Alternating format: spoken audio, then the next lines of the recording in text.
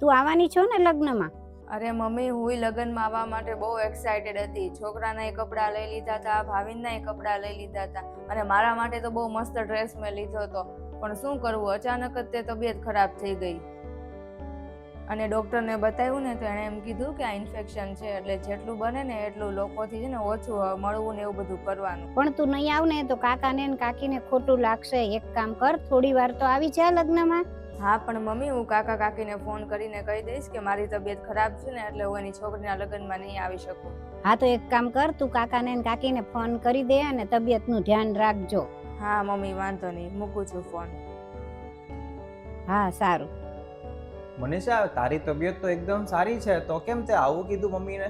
પણ ક્યારેક હાલાતને જોઈને ખોટું બોલવું પડે. હવે કદાચ આપણે લગ્નમાં ગયા તો કેટલો બધો ખર્ચો થાય. તમારા કપડાં લેવા પડે, છોકરાના કપડાં લેવા પડે, મારા કપડાં લેવા પડે અને એ તો ઠીક છે, પણ બીજો બધો ખર્ચો કેટલો વધી જાય. અને 3 મહિનાથી તમારે પગાર નથી થયો કંપનીમાંથી ને એમાં હું આટલો બધો ખર્ચો કરું તો એ સારું થોડુંક કહેવાય. પણ મનીષા, દૂરના સગા સંબંધીના દીકરા દીકરીના લગ્ન હોય ને તો હાલી જ જાત, પણ આ તો તારા સગા કાકા કાકીના ને એ એકની એક દીકરીના લગ્ન છે.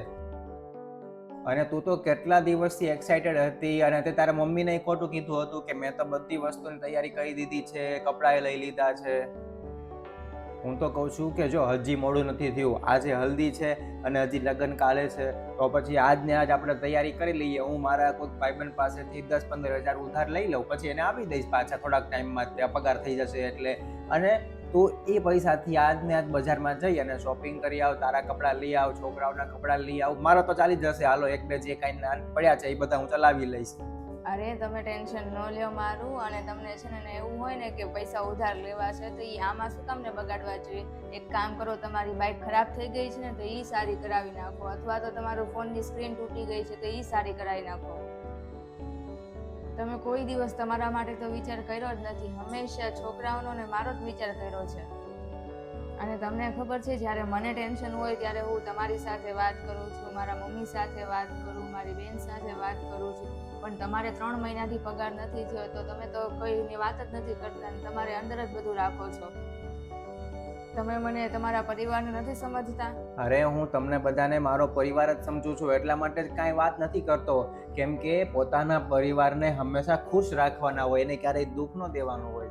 મારે એવી ખુશી નથી જોતી કે જેમાં તમને દુઃખ થાય. અને એક પરિવાર હંમેશા સુખમાં જ સાથે ન હોય પણ દુઃખમાં સાથે હોય. અને મને એવું લાગે છે કે આ વખતે તમારા કંપનીમાંથી પગાર થઈ જ જશે. અને ત્યાં સુધી મારી પાસે છે ને આ 10,000 રૂપિયા મેં ભેગા કર્યા હતા ને એ રાખો. આનાથી તમે તમારું સ્કૂટર, મોબાઈલ સારું કરાવી નાખજો. અરે ચિંતા ન કરો, આલ્યો આ પૈસા રાખો. પણ આ તારા પૈસા છે, હું ન લઈ શકું. અરે પણ આ મારા પૈસા છે જ નહીં, આ તમારા જ પૈસા છે. જ્યારે તમે મને કરિયાણું કે શાકભાજી લાવવાના પૈસા આપતા હતા ને એમાંથી જ મેં થોડાક કરીને આ બચાવ્યા છે, એટલા માટે કે મુશ્કેલીના સમયમાં કામ આવે. અને આજે જે મુશ્કેલીનો સમય ચાલુ છે તો એમાં નહીં વાપરીએ તો આપણે કેમાં વાપરશું? એના માટે જ છે આ.